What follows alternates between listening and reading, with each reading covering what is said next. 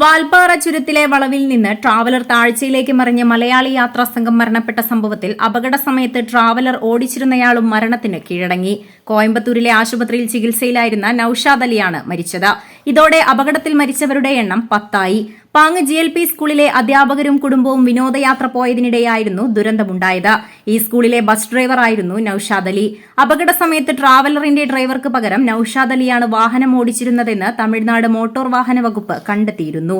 അപകടത്തിൽ നൌഷാദ് അലിക്കും ഗുരുതര പരിക്കേറ്റിരുന്നു. ഇന്നലെ രാത്രിയോടെ ആരോഗ്യനില വഷളാകുകയും ബുധനാഴ്ച പുലർച്ചെ മരണത്തിന് കീഴടങ്ങുകയുമായിരുന്നു. നൌഷാദ് അലിക്ക് തക്ക സമയത്ത് ചികിത്സ ലഭിച്ചില്ലെന്ന പരാതിയുമായി കുടുംബം രംഗത്തെത്തിയിട്ടുണ്ട്.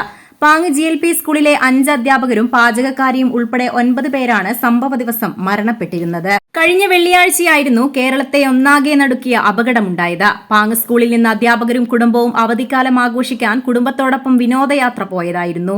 യാത്ര കഴിഞ്ഞ് മടങ്ങുന്നതിനിടെ വാൽപ്പാറ ചുരത്തിലെ വളവിൽ നിന്ന് ട്രാവലർ താഴ്ചയിലേക്ക് പതിക്കുകയായിരുന്നു.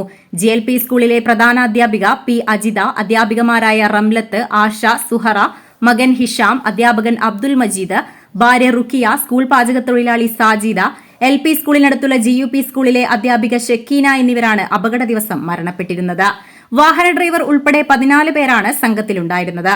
മരിച്ച സ്കൂൾ ജീവനക്കാരി സാജിദയുടെ മകൻ ഷഹദീൻ, മസ്നീൻ, വാഹനത്തിന്റെ ഡ്രൈവർ മുഹമ്മദ് ഹാഫിസ്, സ്കൂളിലെ ബസ് ഡ്രൈവർ നൌഷാദ് അലി എന്നിവരെ പരിക്കുകളോടെ ആശുപത്രിയിൽ പ്രവേശിപ്പിക്കുകയും ചെയ്തിരുന്നു. 39-കാരനായ നൌഷാദ് അലിക്കായി നാട് പ്രാർത്ഥനയോടെ കഴിയുന്നതിനിടെയാണ് മരണം തട്ടിയെടുത്തിരിക്കുന്നത്. നൌഷാദ് അലിക്കൊപ്പം കോയമ്പത്തൂരിൽ ചികിത്സയിലായിരുന്ന ട്രാവലർ ഡ്രൈവർ മുഹമ്മദ് ഹാഫിസിനെ ബുധനാഴ്ച പെരിന്തൽമണ്ണയിലെ സ്വകാര്യ ആശുപത്രിയിലേക്ക് മാറ്റി. കോയമ്പത്തൂരിൽ പോസ്റ്റ്മോർട്ടം നടപടികൾ പൂർത്തിയാക്കിയ നൌഷാദ് അലിയുടെ മൃതദേഹം ബന്ധുക്കൾ ഏറ്റുവാങ്ങി. Editor live, Perinthalmanna.